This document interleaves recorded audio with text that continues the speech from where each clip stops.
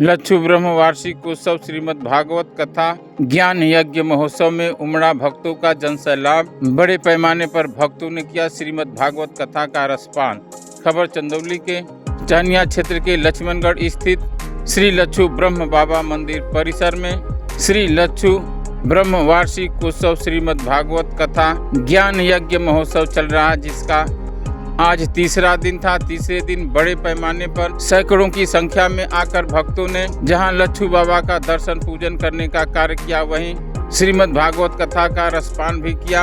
गया के पीठाधीश्वर श्री वेंकटेश प्रपन्नाचार्य महाराज ने श्रीमद् भागवत कथा सुनाई। सुने आज तीसरे दिन की कथा का। जैसे भी हो बिजली बिजली होता है, अग्नि चाहे जैसे भी हो, अग्नि का गुण धर्म है, वह आपको जलाएगी, यही अग्नि का गुण धर्म है। उसी प्रकार से ज्ञान चाहे जहां से भी, उस ज्ञान को लेने में कभी भी कंजूसी नहीं करनी चाहिए। आत्मदेव जी को उनके पुत्र गोकर्ण जी ने कहा, पिताजी कहाँ चक्कर में पड़े हो, छोड़ने का अभ्यास दूसरों से नहीं, पहले अपने अंदर अभ्यास करो। बोले कैसे?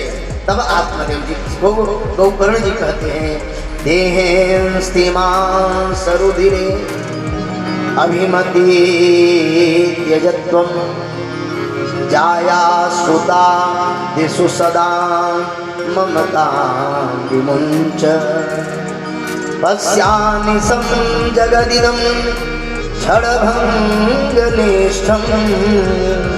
वैराग्य राग रसिको भवभक्तिनिष्ठ। हे पिताजी, आप इस अज्ञानता से दूर जाओ। अज्ञान काहे का है महाराज? बोले एक ही अज्ञान है, और वह अज्ञान है जीवात्मा को परमात्मा तक पहुंचाने। जिस ज्ञान से परमात्मा की प्राप्ति हो जाए, समझ लेना कि वही ज्ञान हमारे लिए सार्थक है। ये अर्थ की व्यापकता, अर्थ कमाने का ज्ञान मनुष्य को बांधता है। इसका मतलब यह नहीं कि अर्थ नहीं कमाना चाहिए, कमाना चाहिए।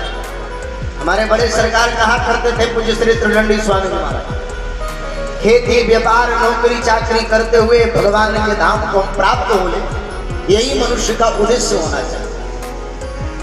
एक बात ईमानदारी से चिंतन करना, आप जितना कमाते हो जीवन भर में, उसका 10% भी मनुष्य अपने पर खर्चा नहीं कर पाता। 10%। जबकि अर्थ की दो ही गति है, अर्थ की तीसरी गति शास्त्रों में नहीं बताया गया। अर्थ या तो धर्म के ओर खर्च करो, या तो स्वयं पर खर्च करो, वो भी नहीं कर पाते हमारे। ठंडा आया, सोचे कि चलो जैकेट खरीद लें, तब तक घर से फोन आया कि बच्चे का स्कूल का फीस भरना है। छोड़ो महाराज, पुराने जैकेट से ही हम काम निकालना है।